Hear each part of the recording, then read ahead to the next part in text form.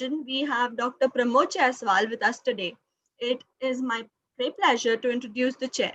Dr. PRAMOD JAISWAL is the Research Director of Nepal Institute of International Cooperation and Engagement, Nepal. His primary focus is on insurgencies, border management, terrorism, illegal migration, radicalism, and ethnic conflicts. He specializes in South Asia with a focus on Nepal and China's role in the region. He has authored Nepal-China Relations 1990 to 2009 and has co-edited India-China-Nepal, Decoding Trilateralism and Unique Asian Triangle, India-China-Nepal. He holds a PhD from Jawaharlal Nehru University, New Delhi. Prior to Institute of Peace and Conflict Studies, he worked with the South Asia Research Center, Institute for Defense Studies and Analysis, New Delhi, and with Rising Nepal, a Kathmandu-based English daily. Without extending further, let me request Dr. PRAMOD JAISWAL to take charge of the session. So you Thank have you. the floor. Thank you, Dimple. Thank you very much.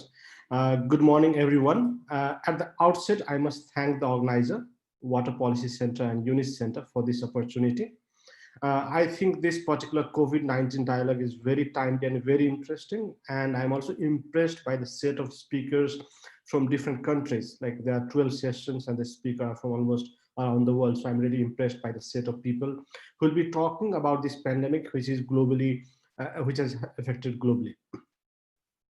Since we're slightly running behind the schedule, without wasting time, let me welcome the speakers. Each speaker will get 10 to 15 minutes, so please wrap up your presentation within the time so that we can have some time for discussion, which I think will be more important today. So let me welcome the first speaker for today, Chunku Bhutia. Dr. Chunku Bhutia is an assistant professor from Sikkim Government College, India, and she'll be talking on landlocked developing countries of South Asia and the COVID-19 pandemic, need for economic resilience. So Dr. Bhutia, the floor is yours. Good morning, and Tashi Dilek from a small hilly northeastern state, Sikkim. I hope I'm audible, Dr. Yes, PRAMOD. you are. Yes, you are. Okay. With the permission of the chair, I would just like to mention Dr. PRAMOD is, I think he does not know me, but he's been a senior of mine in Jawaharlal Nehru University, sir. And so it's great to share this platform with you. And the topic for my presentation today is landlocked developing countries of South Asian region, and the COVID-19 pandemic, and the need for the economic resilience. Now, before I move on directly to the crux of the paper, since we have a few more participants, for them, just a conceptual clarity, why landlocked developing countries, what do we understand by it? Basically, when we talk about the landlocked developing countries, we're talking about those countries who do not have any territorial access to the sea. So with such a geographical setup, when they are surrounded completely by the land, they have to depend a lot on their neighboring countries for trade, for transportation, to bring about any kind of infrastructural development. So when I put this concept in the South Asian region, we can find out that there are three main countries. And it's basically Afghanistan, Bhutan, and Nepal. I'm trying to focus on Bhutan and Nepal specifically because I wanted to focus on the Eastern Himalayan belt, because I'm going to bring in China later on also. That's why I focus on Bhutan and Nepal. Now, since we already have an expert on South Asia, Dr. PRAMOD, but still for the other participants here, I would just like to mention, Bhutan, we know, is a small Buddhist country. It is sandwiched between India and China. And similarly, even Nepal shares its border with India and China. Now, before we move on to the COVID situation there and the economic impact, let's just talk about the certain timeline of COVID-19, because that is very important. So COVID-19, the first, when this particular issue started coming up on a different platform, it was basically on 31st December 2019, as per the data, which states that China recorded certain cases of pneumonia. And then this was later on confirmed by WHO in January 2020, 4th January, wherein they confirmed that such cases have been there, but there has been no casualties. Then after that, 5th January, WHO yet again came up with the first technical report on it. Then again, we have later on, after a few days, on 10th January, WHO came up with a guideline. And finally, it was on 11th March 2020 when WHO declared that this is a pandemic.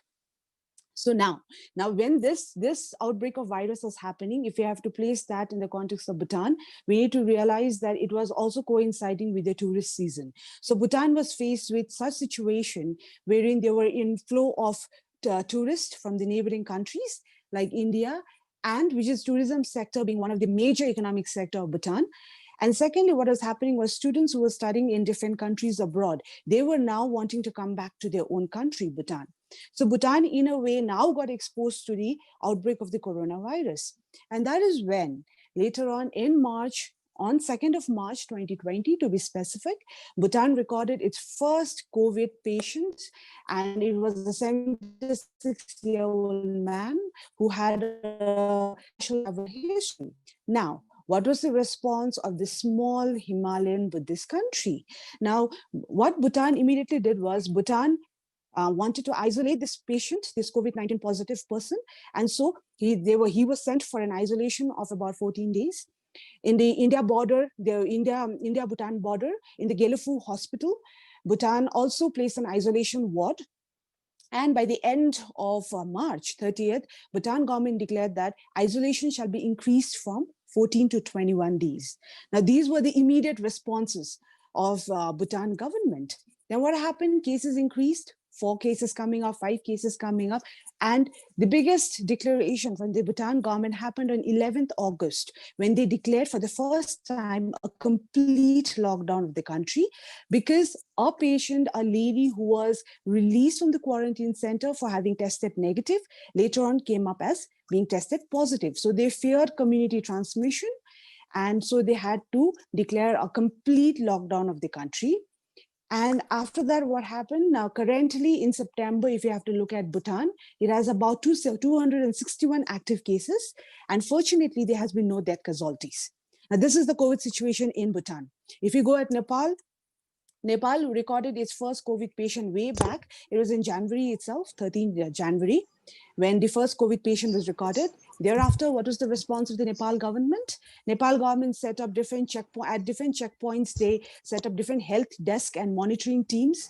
They immediately also set up a dedicated ambulance. The Tribhuvan International Airport, we see health desks there, monitoring teams there, and there was a conversation or a talk between the Bhutan Home Minister and also the Indian ambassador, and they had to close the borders. So they closed the borders, the international flights were all stopped, the education institutions were stopped. Now, this was the scenario. And currently, Nepal has about like 56,000 cases going on. So this is the scenario of Bhutan and Nepal in the COVID-19 situation. Now, what is the economic impact on these two nations? Now, if you look at Bhutan, Bhutan and Nepal, the similarities is being in the Himalayan belt, they are blessed with rivers. So some of the major economic sector has always been the tourism sector, the agriculture sector, the hydropower projects. But unfortunately, with the pandemic situation creeping in at this rate, all these sectors were hard hit. In fact, the data also says that in Bhutan, about 50,000 people or 50,000 families rather would be losing their source of livelihood, which comes from the tourism sector. And similarly, even in Nepal, the hospitality sector, the aviation sector, the tourism sector, the hydropower projects, everything is affected, and which is going to affect a lot of families, their only source of livelihood. Now, how do I bring in China here? Now, why did I specifically mention about the strategic location of Bhutan and Nepal while I started off my presentation? Is because the borders that they share with these two Asian giants, India and China, is going to affect the whole of South Asian region.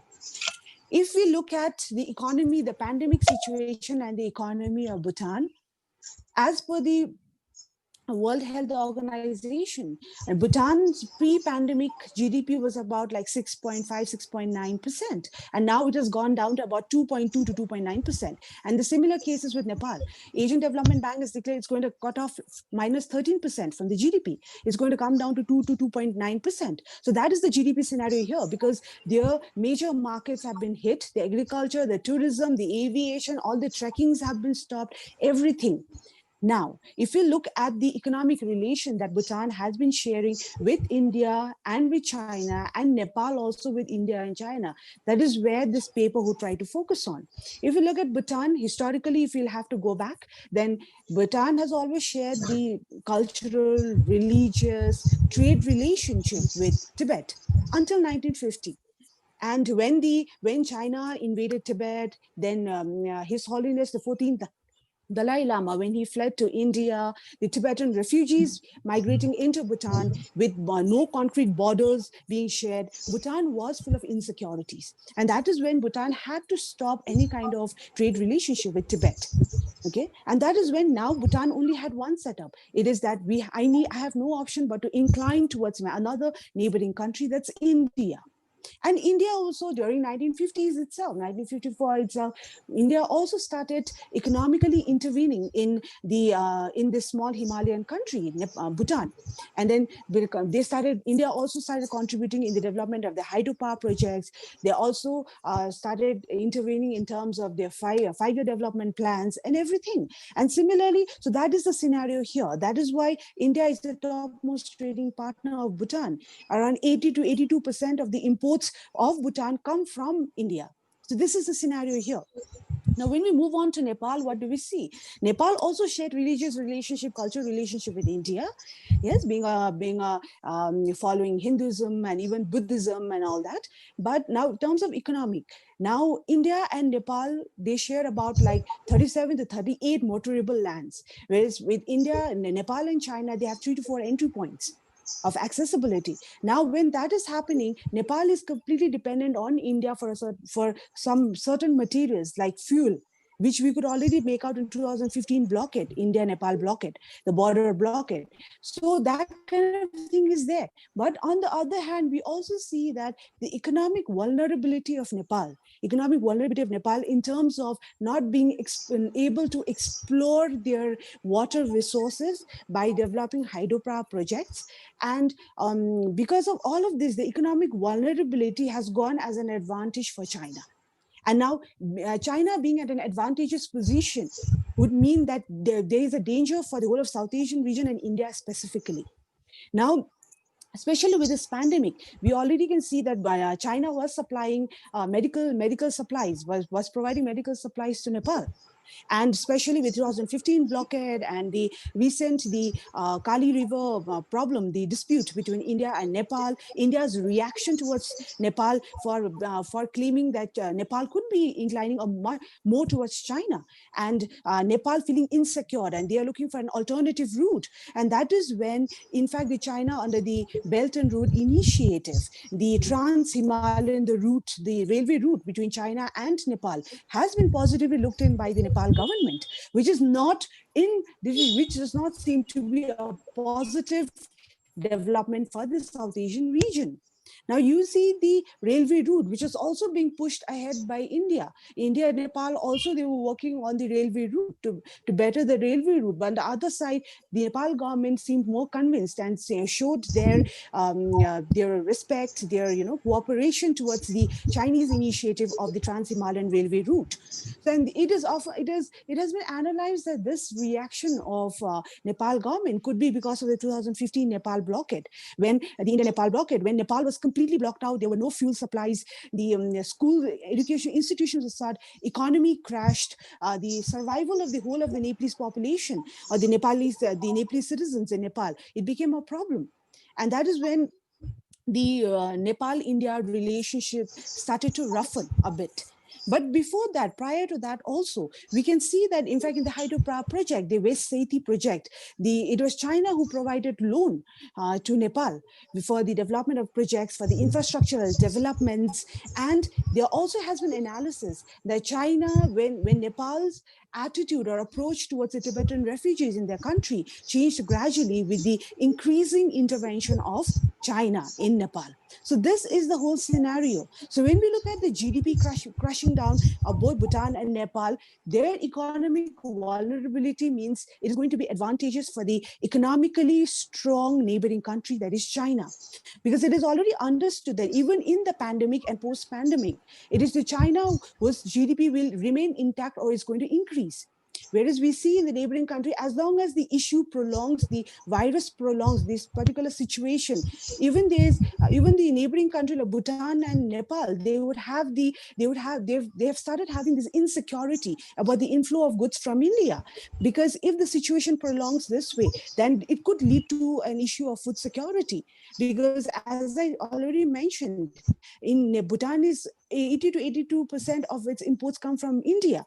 So the situation in India does not seem to be improving with the number of cases rising. And so with the border being so close with China, there is a possibility that Chinese intervention could increase in a multiple ways, even if it is in terms of providing economic assistance or in terms of providing medical supplies for tackling this particular situation. Because we need to remember that China has always had its claim over Bhutan, a lot of enclaves of Buddhist enclaves in Tibet. And on the other hand, Chinese a very proactive role in Nepal's infrastructural development and economic development could also be seen. And that is why when there has been a continuous cartographic aggression there in the Chinese maps, you could see Bhutan part. That is what they've claimed. So with all this cartographic intervention, aggression, be a possibility that the economic vulnerability of these two nations, these landlocked nations specifically, is going to affect the whole of the South Asian region. And that is why the survival of both these nations is important for South Asian region and India. And that is why recently when the Indian government has committed to the Bhutan government to provide about, Mu is the currency for Buddhists, I'm going to use that term, 4,500 crore, and also 400 crore. They are committed to provide that finance. Now, on the other hand, in terms of Nepal, the border disputes are there, but still Bhutan's presence, economic presence in Nepal, and I mean India's economic presence in Nepal is going to define as to what is going to happen post-pandemic. And that is why my paper wanted to look on these landlocked countries of South Asia within the pandemic situation. Yes, thank you very much. Thank you, Dr. Bhutia. It was really comprehensive and interesting presentation. I thoroughly enjoyed, and you touched upon all the major points. I'm sure there will be lots of questions. I also have a few questions, but I'll reserve it for the end. I'd like to request all the participants to drop their question in the chat box. Let me move to the next speaker. The next speaker is Chaudhary K. She is Junior Scientist, Agriculture Engineering at AICRP on Irrigation Water Management, Assam Agriculture University. And she'll be talking on the scope of agricultural intelligence in COVID-19 situation for efficient irrigation water management. Chaudhary, the floor is yours. Thank you, Water Center Policy Center, for giving me this opportunity to speak on this platform.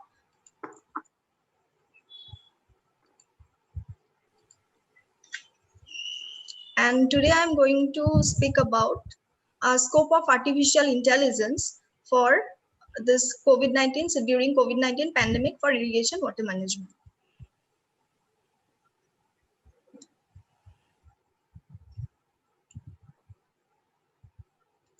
Am I audible, sir? Yes, you are.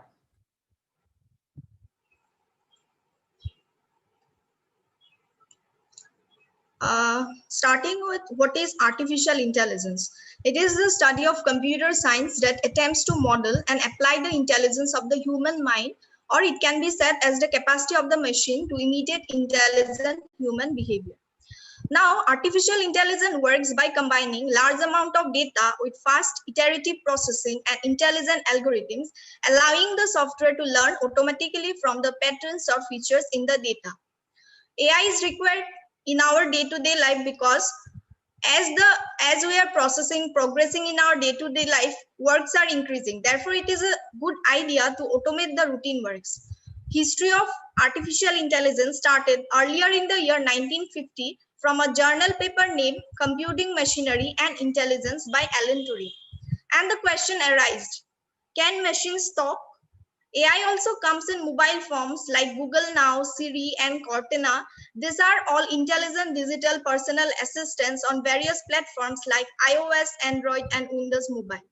In this image, I have shown various uses of AI, like AI can be used in various sectors like data security, finance, social media, etc. And most importantly in agriculture. Today, I'm going to discuss the use of AI in irrigation water management only. Now here the types of artificial intelligence are shown. Like there are various types of artificial intelligence like machine learning, which is the application of artificial intelligence that provides computer system with the ability to automatically learn and improve from the experience. And then comes the deep learning, which is a subject of machine learning that team by processing data, and this ANN, it mimic the biological neural networks of human brain. Then this neural network, they are deep learning. Actually they are computer machines, that they are computer system that help, that just they are modeled after neural networks of the human brain.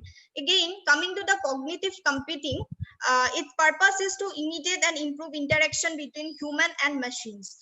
Talking about natural language processing, it is the branch of computer that helps to interpret, recognize, and aims to teach machine the language of the human so that it can understand human language and produce logical response. Then speaking about computer vision, it is a technique that helps deep learning and pattern identification to interpret the content of image, including the graphs, table, pictures within PDF documents and other text and videos. Here I have shown the application of artificial intelligence in agriculture.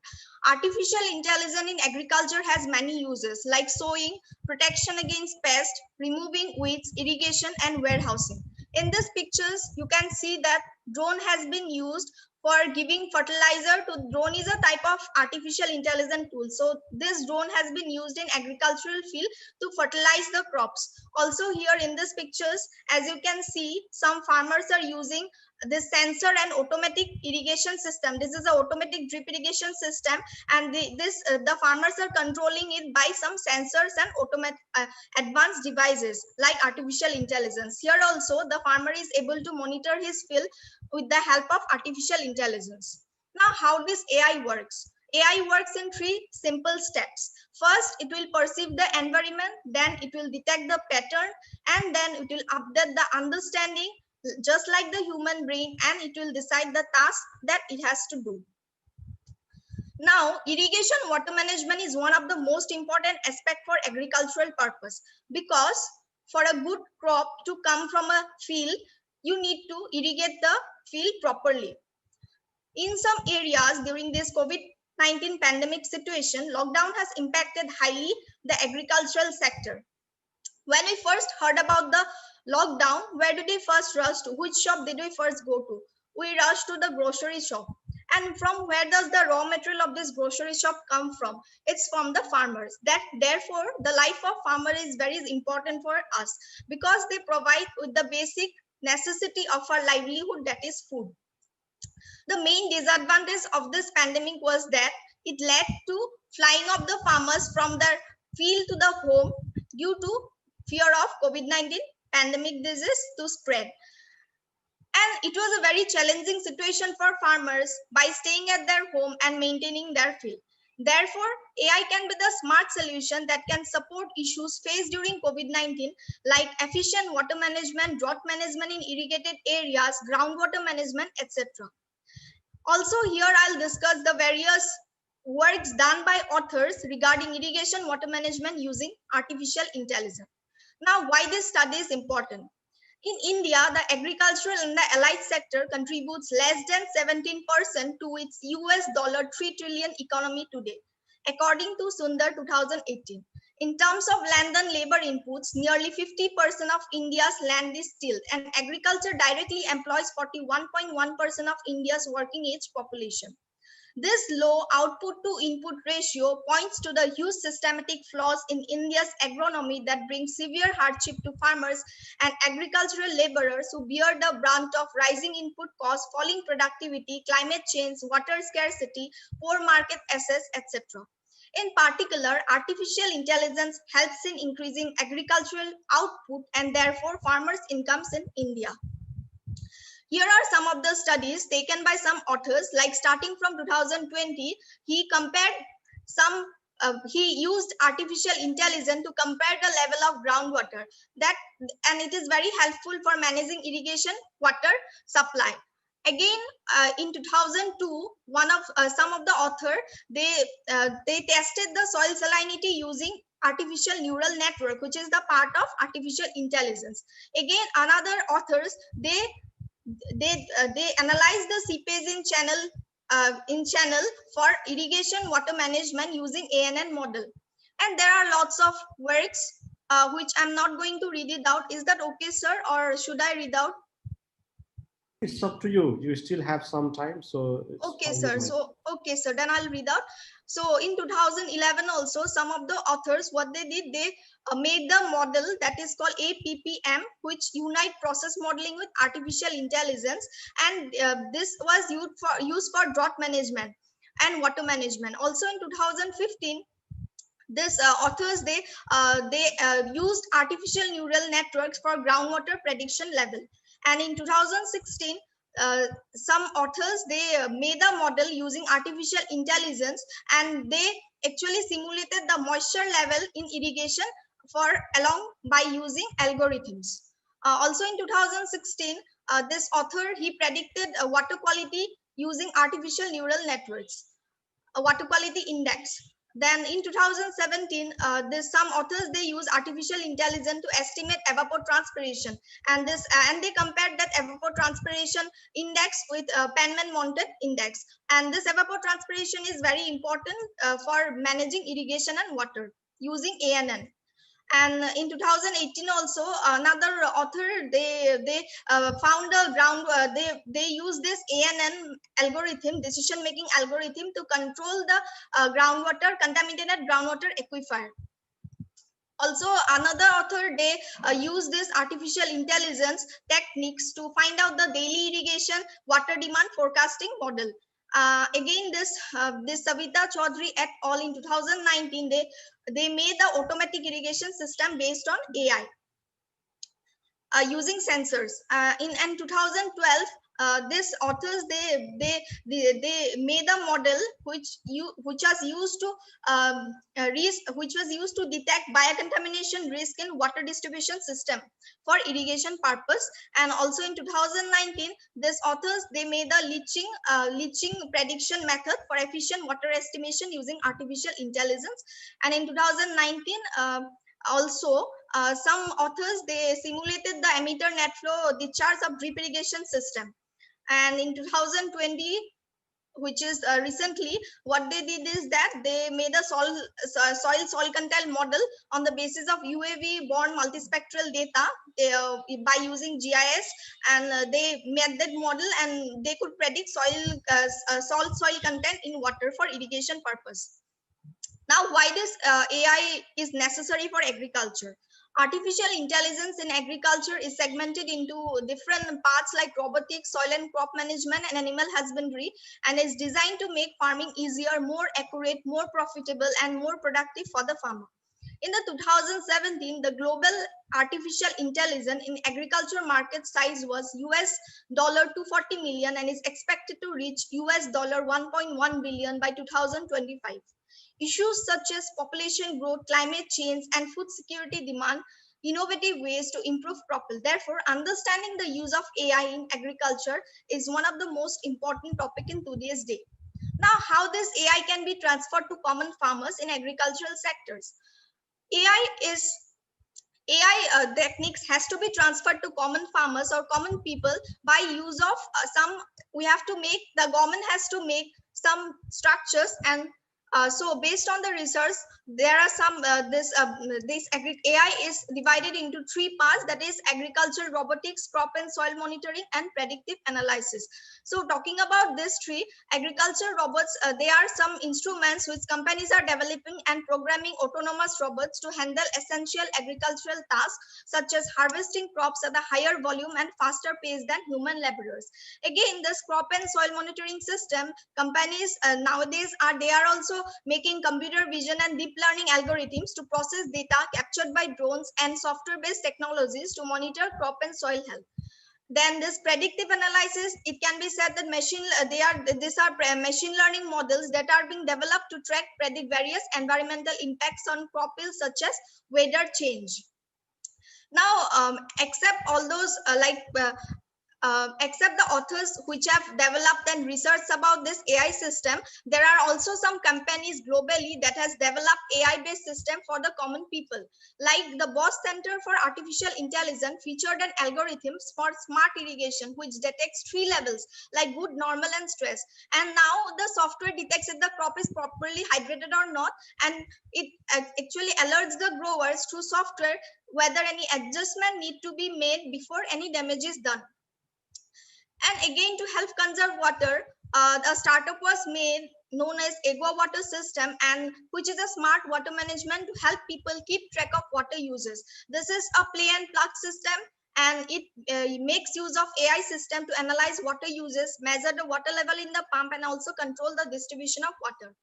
One Argentinian company, S4 Azitec, that is the development of the first index in the world to cover the effects of drought analysis. The index itself has been created using measurements from selected NASA satellites, which in turn have been analyzed in Microsoft Azure machine learning tools, which provide risk assessment for a number of eventualities that could occur in crop growing regions.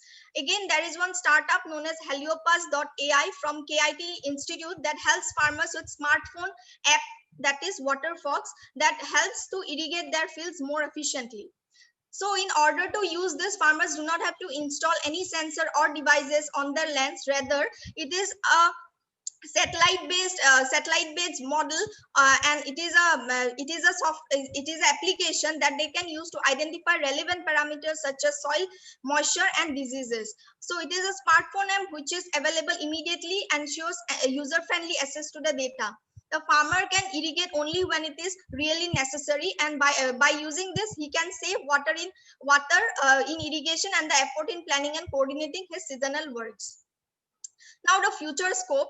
AI in case of agriculture has developed a lot in India, but still it needs to be transferred to the common farmers.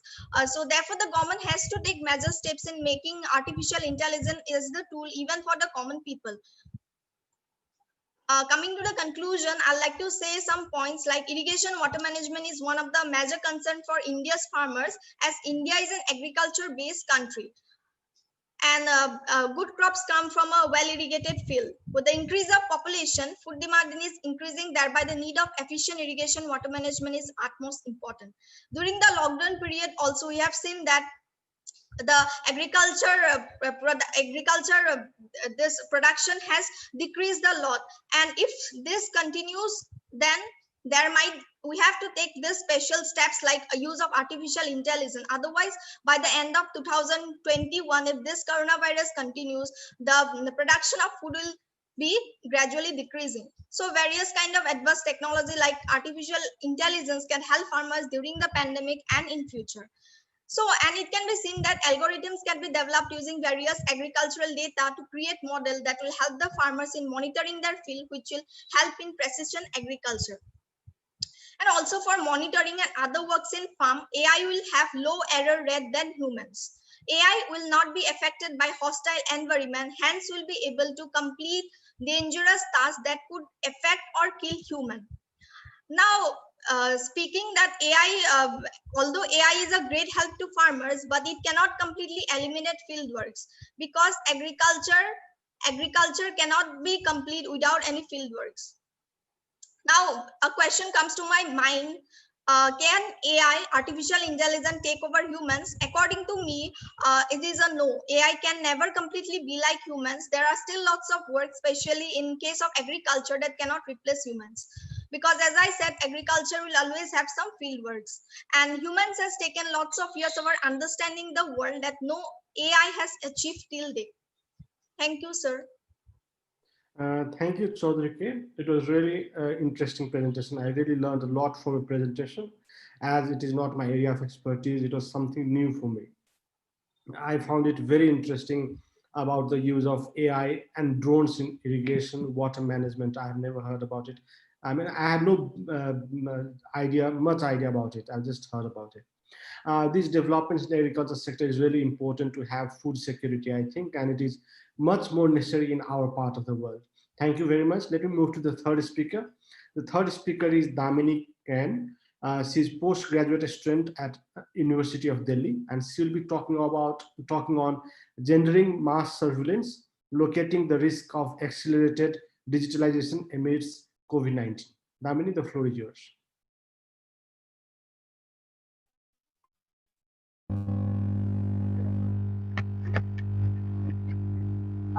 Am I audible? Yes. Okay.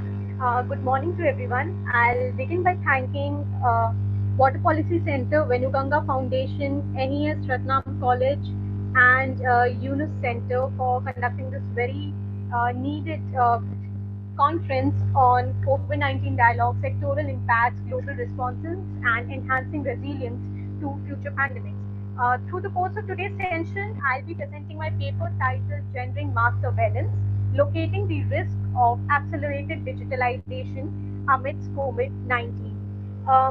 We will begin by first locating some dimensions of surveillance as elucidated in various definitions, and we'll see how recent scholarship on surveillance has increasingly extended the zone of knowledge and surveillance from a mere technological perspective to a more social perspective. The enhanced understanding, but still misses on a very important dimension which can be understood only by gendering mass surveillance, and we'll come to it as to what do we mean by gendering mass surveillance. The paper first details out on the increase in surveillance activities and its exponential use by the state during the pandemic, which is in a way exceeding its set purpose and objectives. And I'll be also talking about some historical cases where where the government actually exceeded the purpose of surveilling citizens. The study shows that increased reliance on excessive digitalization amidst COVID is also not totally risk-free, since the government can access private sector data as well through various legislations, and also through exceeding those legislations. Lastly, we'll try to map the genesis of surveillance from a gendered perspective and elaborate why surveillance is not only an issue of individual privacy but is also a matter of social justice as well. And we will see how gendering surveillance can help us understand the very act of surveillance in a more holistic manner. So we'll begin by the definition. And for example, like Topis has said, this surveillance presents itself as a set of techniques embedded in specific practices of rule for harnessing, containing, monitoring the state's territory and its population. Am I audible? Yes, you are audible. Okay, sir. And over the years, these tools have become more sophisticated. Leon in 2008 mentioned how surveillance is a purposeful, routine, systematic, and focused attention paid to personal details for the sake of control, entitlement, management, influence, or protection. And around the world, it has had major social and political transformations through expansion, penetration, intensification, and integration. So I'll now come to mention few examples of how surveillance activities have been increased enormously amidst the pandemic by various governments. And the fear is that it is very difficult that the government will roll back these activities post COVID-19. In April, a group of more than 130 human rights groups, including Amnesty International and Human Rights Watch, have published a letter cautioning against the expansion of surveillance powers amidst the pandemic. States cannot simply disregard rights such as private growth. And there have been examples of Israel, of Hungary, of Belgium. For example, in Israel, the government has authorized its spy agency to use a system designed for counter-terrorism to track millions of citizens' cell phones during the pandemic.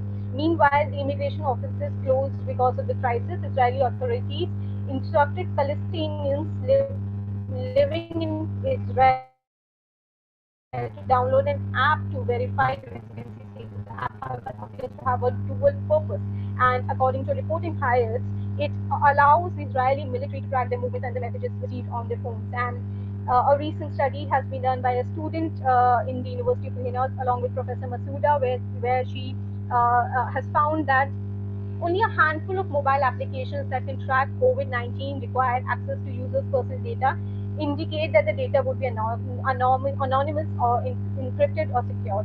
And there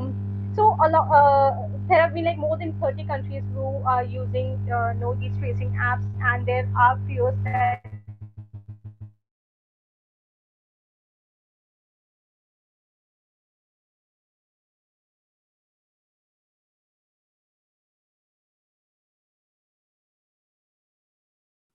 We can't hear Damini.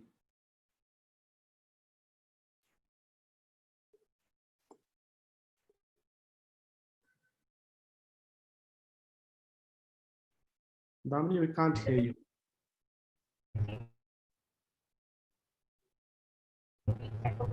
along with and digitalization has also hello. Yes, it's working now. Please go ahead. I just noticed my video was on. I'll just move on.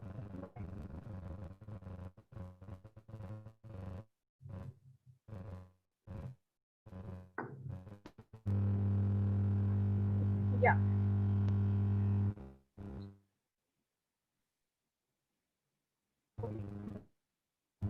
So we have seen how accelerated digitalization amidst the pandemic can also be not completely discrete.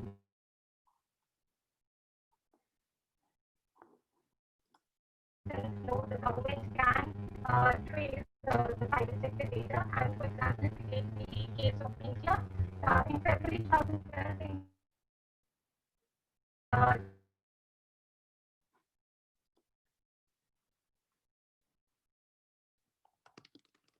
trace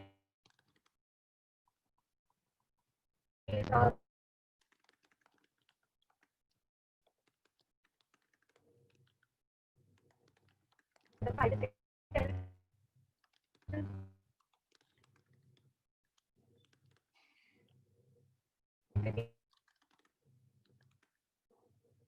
data, and for example, if we take the case of India, in February, that they enable comprehensive real-time and through various ways, like proactive, reactive, and systematic manners, being also misused in a lot of cases. And again, for example,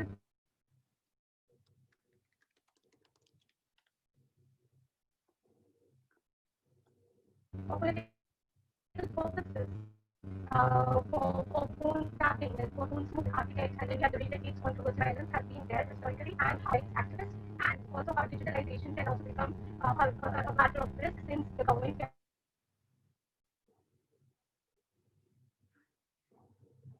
access the benefits of the data. And amidst all of this,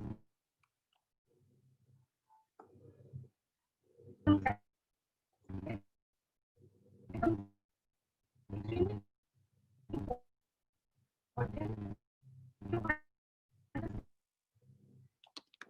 understand this entire process of mass surveillance. And gendered masculine, it means that they draw and reproduce on traditionally masculine logics. This is irrelevant for the scenario. But not the primary targets of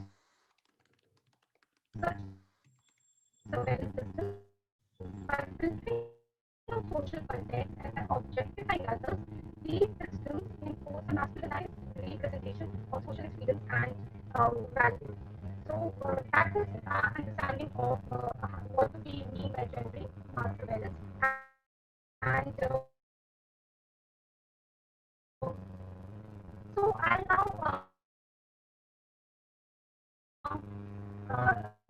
brief on few points as to why we need to gender mass surveillance and how it reshapes the discourse of surveillance.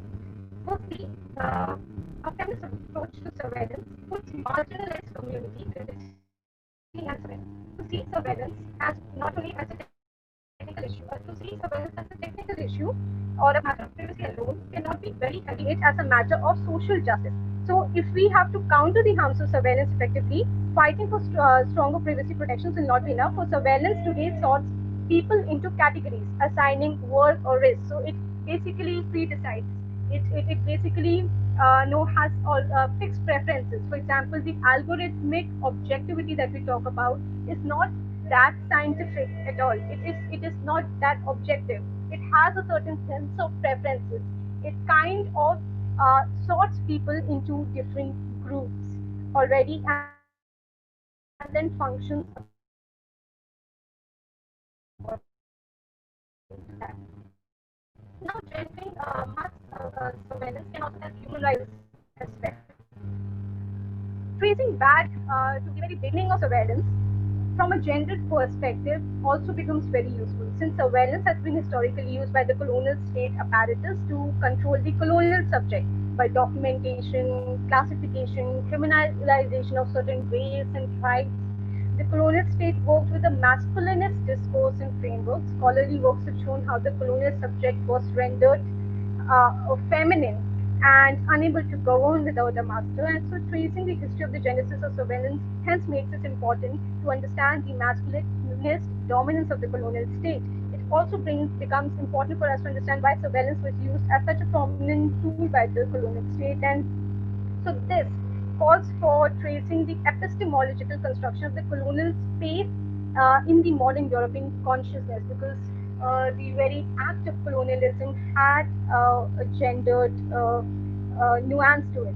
So, in order to trace this epistemological construction, it becomes very important to understand the relation between science and women, and how few scholars like Carolyn Merchant has argued that machine metaphor employed to describe the altering of self, society, and cosmos during the scientific revolution led to a masculinized worldview that encouraged the exploitation of the natural world and, by relation, women. So, given this historical process of the simultaneous subjection from science and technology on the other, it is surveillance technologies also operate within this tradition. And great scholars like Michel Foucault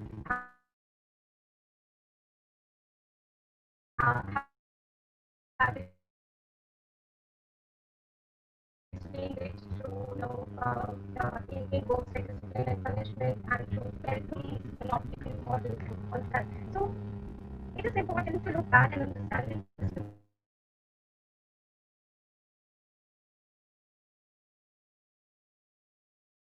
historical construction of space in our modern European consciousness. And for this purpose, I'll just read out a very interesting quote by Bill Ashker, which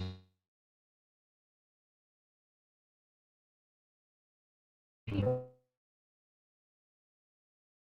in post-colonial transformation.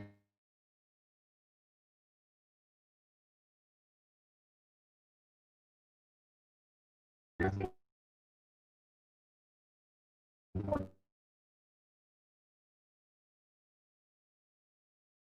by Bill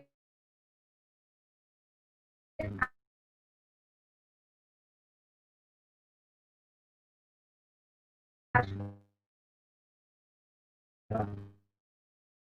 which he wrote in post-colonial transformation, and says that conceives states itself above all other senses. Aristotle brings to light many different. It also says that the laws of physics exist. So the entire idea of stability of the state to actually side has been and just kind of intimates a certain loss of control also by the state. And so visibility has been seen into direct relation to knowledge. So there have been scholars like Tony Malokan, which mentioned about three conceptual categories: body discrimination, context and use of discrimination, discrimination abstraction, and Tony mentions how certain technologies, very set of technology kind of privileges certain bodies, and it was actually found how speech recognition software was very slow to accommodate women's voices, and there have been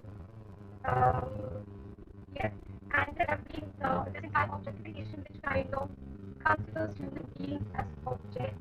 They should take them out of their subjective conditions. So, as Laurie Penny has argued, surveillance and patriarchy function in a nearly similar way, in fairly similar way, and that therefore the fight of the principle of free speech, fight against surveillance, and the fight for society where whistleblowers are protected is a feminist fight. Surveillance is a feminist concern since it is about relations of power, and since it is about exposing the already pre-inscribed existing power equations. And this insistence of power relations and this critique of objectivity of science and technology gives us a very important understanding, a very intersectional understanding to look at how surveillance is practiced across and how it has effect very different on people coming from different communities,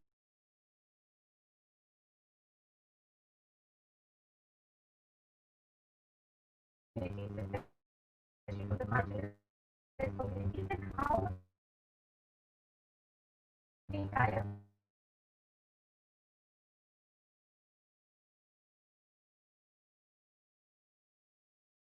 idea of surveillance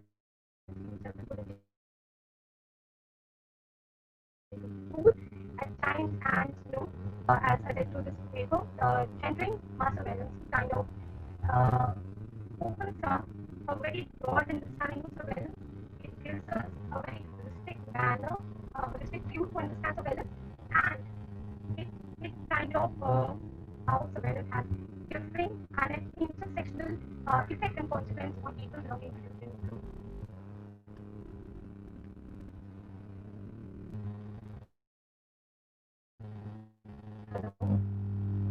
Thank you very much. Uh, Thank you, Damini, for your presentation. It was really interesting. You have beautifully raised the risk that is taking place around the world. You have rightly pointed out the mass surveillance through digital platform that is taking place around the world in the name of COVID control. I don't think we have other two speakers joined by now. Anmol, if you are there, please let us know. Frederick, Dr. Frederick, if you are there, please let us know. We'll have your presentation.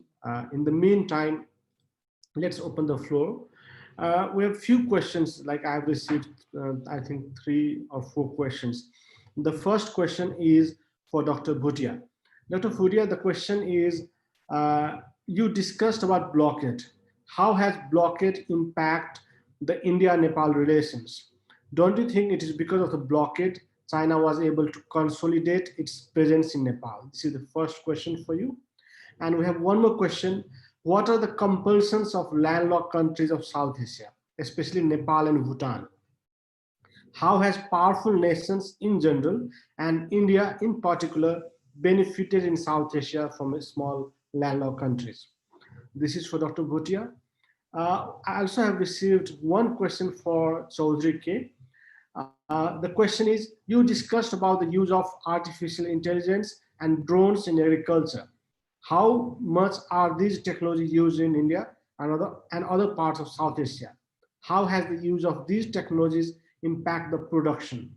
So these are some questions that we have received. We also want to request our participants to drop their question in the chat box or on the YouTube live.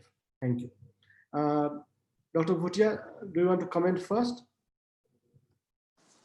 Yes, Dr. Pramod, thank you for the questions. I think the first question is about the 2015 Nepal blockade. And exactly the question presents the argument that I placed forth, because I clearly mentioned that during the 2015 blockade, India-Nepal relations roughened. But for China, it was an advantageous situation then. China could come ahead to rescue Nepal when fuel supplies and all the material supplies, good supplies from India was blocked due to the Nepal blockade and all the clashes that were happening. So definitely for China, it was an advantageous situation. It could consolidate its grip over the South Asian region at that point of time. So thank you for the question. I hope it justifies. And I think the second question, Dr. Pramod, would you mind repeating it, please? The second question is like, what are the compulsion of landlocked countries of South Asia, especially Nepal and Bhutan? How powerful nations in general and India in particular benefit in South Asia from landlocked countries? Okay, thank you for the question. Now, as I already said, the landlocked countries are those countries who do not have a territorial accessibility to the sea. So any kind of transportation through seaports and all, accessibility to the sea would require their interaction with the neighboring countries and an interaction at a positive level.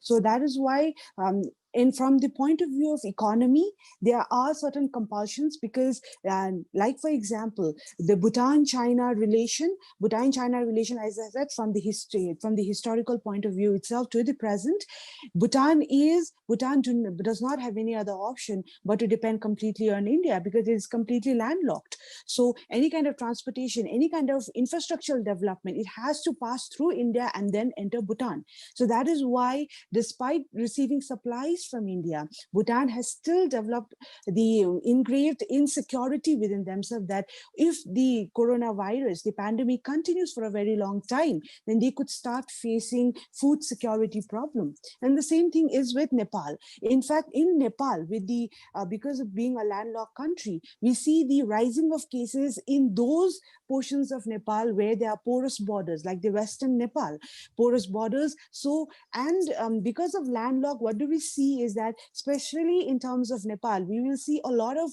migrant laborers from Nepal working in India. And the remittance flow that we talk about, the remittance flow from these migrant laborers coming back to Nepal contributes to about 26% of Nepal's GDP. So these are the compulsions. The economy depends on that because they are landlocked. And India, the powerful countries, and in the context of South Asia, for India, how can it take advantage from these landlocked countries is because of their location, the border that they share with China. That is why India's intervention in both these countries could be seen at a very strong level, especially with Bhutan. The innumerable number of treaties and agreements signed between Bhutan and India would want to ensure that Bhutan and Nepal would want to incline. It's better for them to incline towards India for the security of South Asian region and India as a whole, and India specifically. That is why for India, the security, the safety, and the stand that these two nations would take, because they are landlocked, would actually define the international relation within South Asia vis-a-vis China. So this is there. Thank you very much. Thank you, Dr. Bhutia. Let me move to Chaudhary K. Thank you, sir, for the question. Sir, can you repeat the question, please? The question is, you discussed about the use of artificial intelligence and drones in agriculture. How Yes. much are these technologies used in India and other parts of South Asia? How has the use of these technologies impact the production of crops? Sir, actually, today the majority of the startups in agriculture are adopting AI-enabled approach so that they can increase the efficiency and increase the yield of the production. And also, as I already discussed in my slides, that artificial intelligence in agriculture is increasing the market size, and the market size is expected to reach by 1500 approx 1500 million US dollar by end of 2025. And it helps business to reduce time to market and better deal with uncertainties. Also, by using this automated irrigation and automated agriculture, it will definitely reduce labor cost and it will increase the speed of the process. I mean to say, all the agricultural process that farmers takes lots of time to do, and it will also improve the quality of the yield by using this artificial intelligence, because artificial intelligence leads to precision agriculture, and it also aids in detecting diseases in plants, pests, and poor plant nutrition on farms. Sir, can you repeat the second question? The second part of the question was how has the use of this technology impact the production, whether the production has increased or decreased or there's not much change. Have there been any study to look at those factors?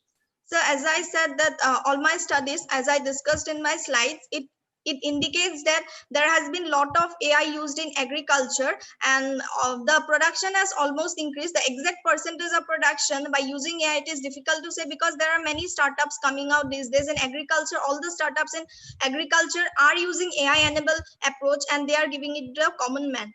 There are many softwares, and there are many Google, or there are mobile applications are available that are using, they are providing, the startups are providing AI for the common people. So the exact percentage, we cannot define the exact percentage, but yes, there are lots of uses of AI in agriculture in India. Thank you very much. Let me move to the second round of question. The first question is to Damini. Damini, you used you raised the use of digital surveillance during COVID-19, but wasn't it true that this kind of surveillance was even there in the past through different apps? If there are, could you please give some examples that how this kind of surveillance was there even before the COVID, if there was any, because there is many news that there was kind of surveillance even before the COVID, that countries were using different kind of apps to have surveillance on the people. So if there are, please, can you please bring those examples? Again, we have one more question to Dr. Bhutia. Like India imposed blockade on Nepal, similar blockade was imposed by China on Mongolia for welcoming His Holiness Dalai Lama. So my question is, does all powerful countries behave in similar manner with landlocked countries?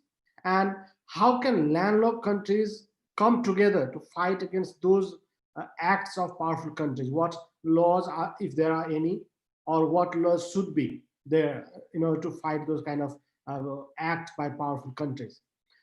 The third question is to Dr. Chaudhary. You discuss about the use of modern technology in like artificial intelligence and drones in agriculture, but how cost effective it is to use in least developed countries of South Asia, whether they can really afford in these kind of poor countries of South Asia or not. So again, let me start with Damini first. Hello. Yes. So I couldn't hear you in the starting. So can you just? Yes, Damini, like you talked about digital surveillance during COVID times, but there are news that there was this kind of surveillance even before coronavirus cases came. So what kind of apps or what kind of surveillance activities were taken by governments around the world for COVID times? Yeah, so the question is quite correct, and surveillance has been something which is not new in the times of COVID. It has been there since even the colonial times, but the mode of surveilling was different, and it has increased over time. It has become more sophisticated. It has, it is kind of concerning more technologies over time, but during like how the question has asked that there have been certain apps which have been used during the COVID times through which the surveillance has is kind of is exceeding the very purpose through how the COVID how the purpose of the COVID situation is being exceeded. And as I've been asked to talk about these apps and all, so I'll just mention out this how in Hungary the country's nationalist prime minister Viktor Orban, who is now ruling by decree, parliament has been suspended, essentially disbanding democracy in the country.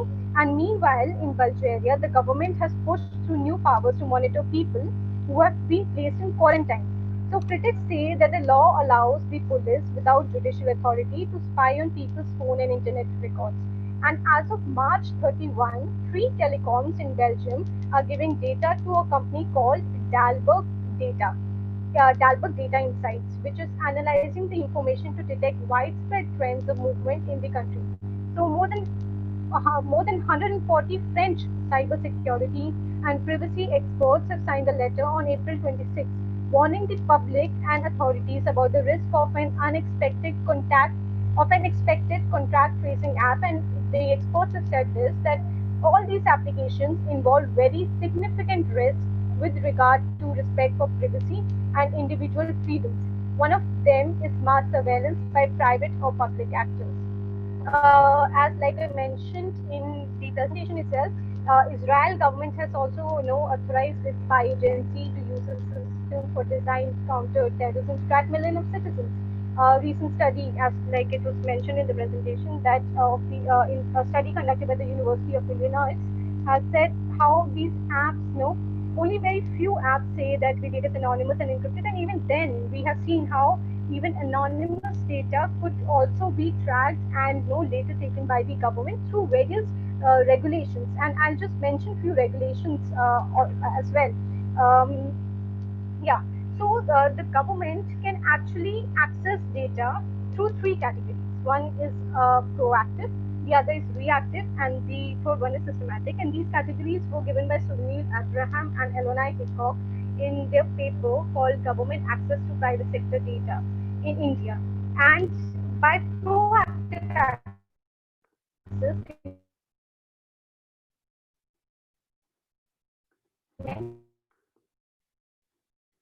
they refer to those situations that the government has provided information by the private sector on a periodic basis. Usually under a statute or a dedicated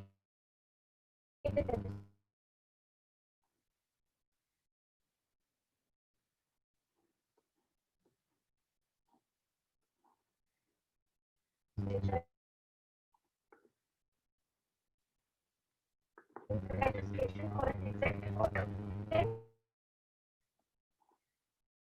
we have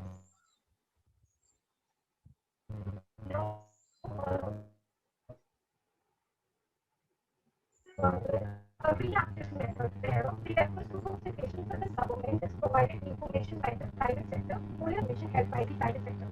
And like it was mentioned in the presentation, there have been central monitoring systems where the access to private sector data has been increasingly increasing by packaging companies. And we all know about the case of Landgrave. And access to information held by the private sector. And like it was mentioned in the presentation, now how in 2011,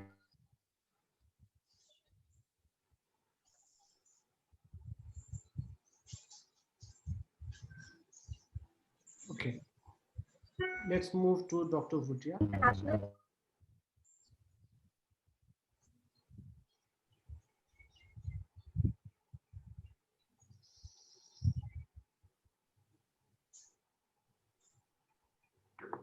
Dr. Bhutia, please respond.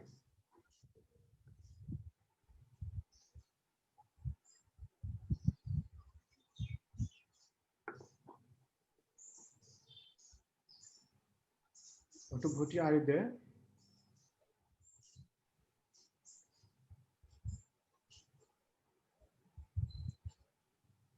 Chaudhary, do you want to respond in the meantime?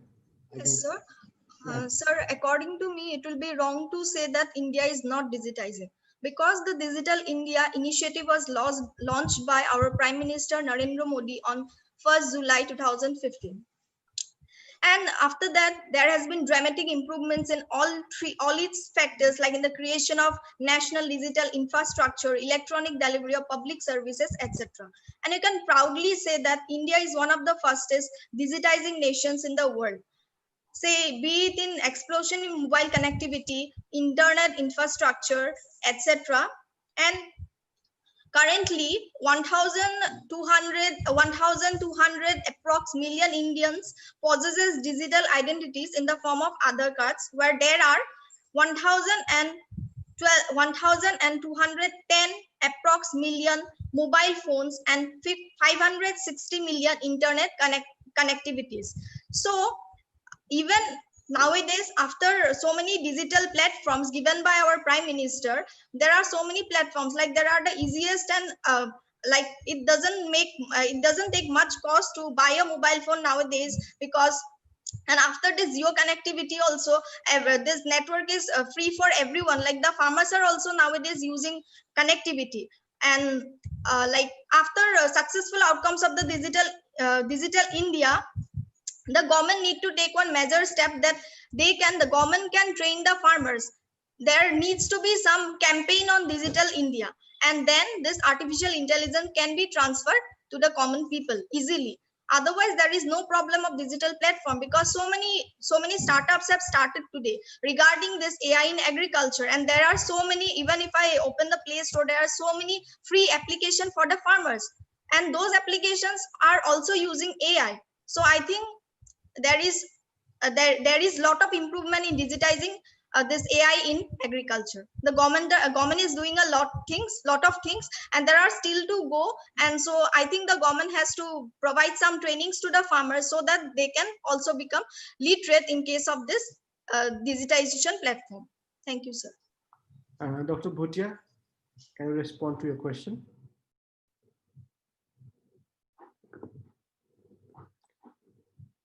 Dr. Bhutia, are you there?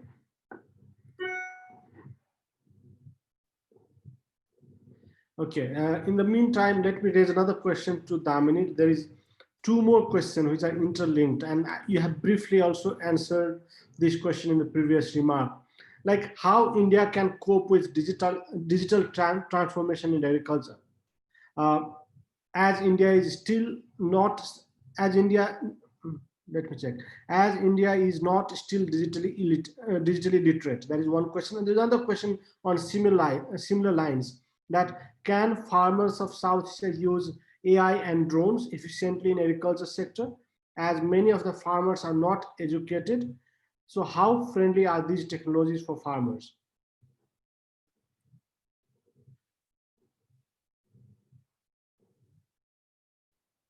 Namini?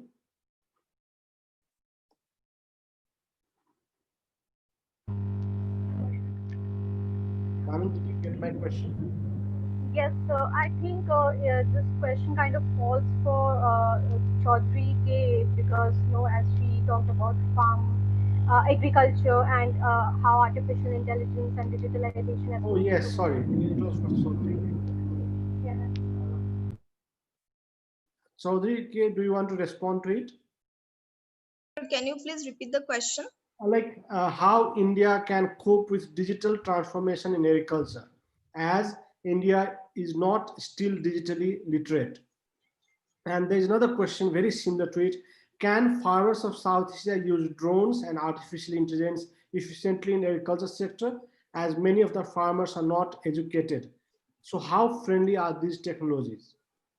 Yes, sir. Actually, the government needs to make a platform, because so that the farmers can easily use some smart devices. Artificial intelligence is a technique, so the government will use those technique. The government needs to provide subsidy for those tools. Like some tools have to be made out of this artificial intelligence techniques in agriculture, and the government has to provide subsidy to the farmers, so that they can buy those smart tools. The farmers directly won't be using the technology, but they can use the tools. Like there are some smart tools like a mobile application.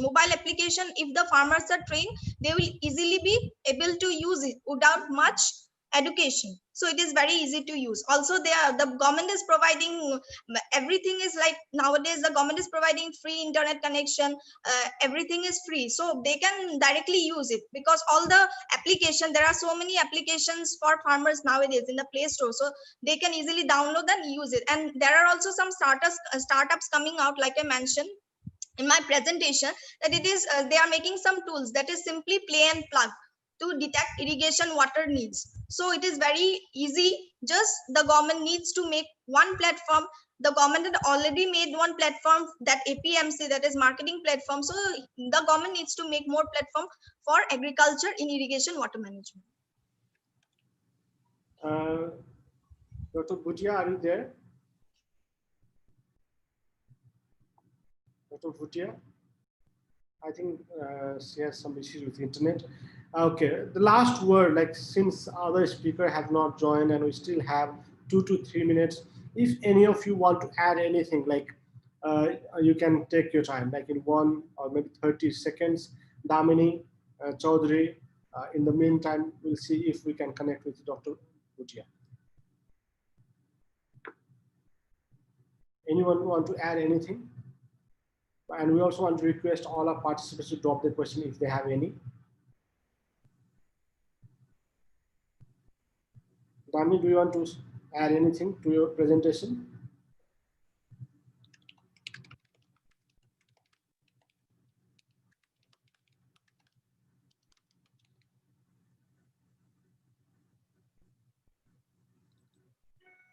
Chaudhary, do you want to add anything?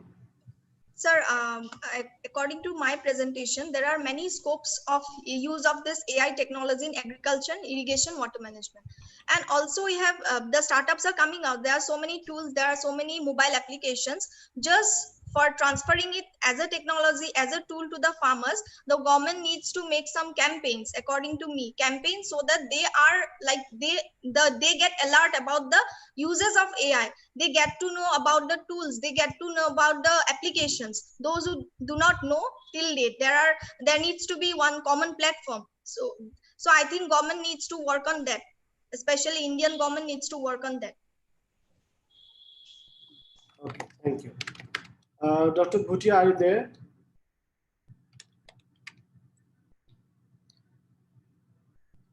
Okay, so I think we are done with all the presentations. We are still not able to connect with Frederick, Dr. Frederick Lane. Yeah, no, Frederick and Anmol is not there. Sorry to disturb.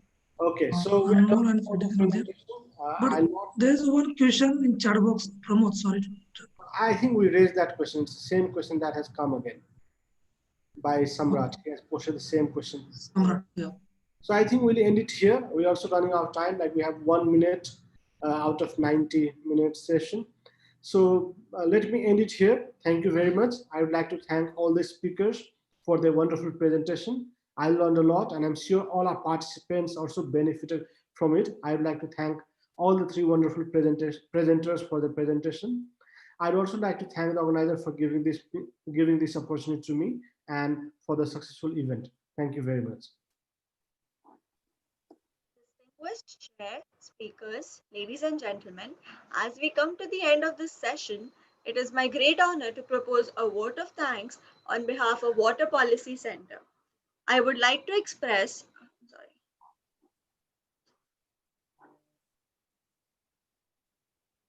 Yes, you are audible. Go ahead. Am I audible? Yeah. I would like to express our gratitude and sincere thanks to Dr. Pramod Jaiswal sir for accepting our request to chair the session. We would like to extend our sincere thanks to all the speakers for delivering such a comprehensive and insightful presentation. We are honored to have all the speakers with us here today.